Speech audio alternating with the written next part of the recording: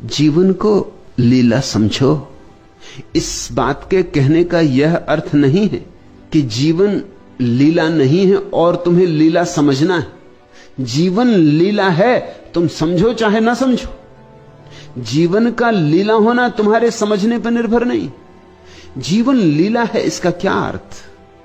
जीवन गंभीर नहीं है। परमात्मा गंभीर कैसे हो सकता है?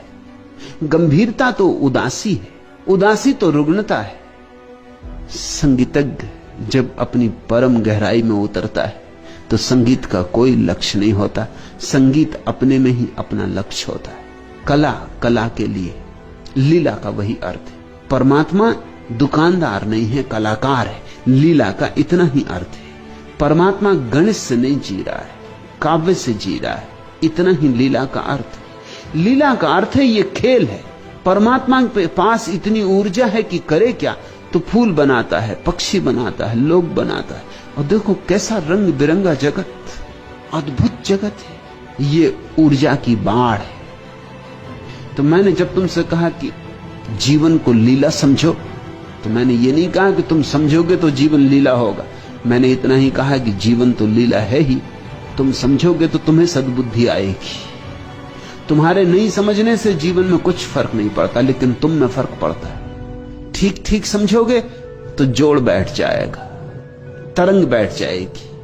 तुम्हारे तार परमात्मा के तार के साथ कपने लगेंगे।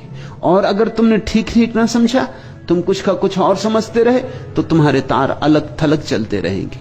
उसका नाच चलता रहेगा, तुम अलग अकेले पड़ जाओगे। धार्मिक व्यक्ति में उसको कहता हूं जिसने परमात्मा का लीला में रूप समझा और उस लीला में रूप में अपने को सम्मिलित कर दिया। अधार्मिक व्यक्ति में उसको कहता हूं जो प्रयोजन से जी रहा है। समझ लेना जरा मेरी व्याख्या को, क्योंकि अगर मेरी व्याख्या ठीक से समझ में आई तो तुम्हारे तथाकथित धार्मिक कहे जाने वाले 99% लोग मेरी व्याख्या के हिसाब से अधार्मिक हो जाएंगे, जो परमात्मा की लीला के साथ संयुक्त हो गया है, जिसने अपने जीवन को भी लीला बना लिया। धार्मिक व्यक्ति वह है जिसने जगत का लीला में रूप समझा और उसके साथ एक हो गया। तब बहुत से कवि जिनको तुम कभी धार्मिक नहीं समझते, मेरे हिसाब से धार्मिक हो जाएंगे। बहुत से नर्तक, बहुत से संगीतज्ञ, बहुत से चित्रकार। मैं तुमसे कहता हूं संसार लीला है। इसलिए मैं अपने सन्यासी को गंभीर होने को नहीं कह रहा हूं, उससे कह रहा हूं जीवन को मौज से लो, हल्के हल्के, नाचते नाचते, मुस्कुराते मुस्कुराते। यही तुम्हारी प्रार्थना, यही तुम्हारी उपासना।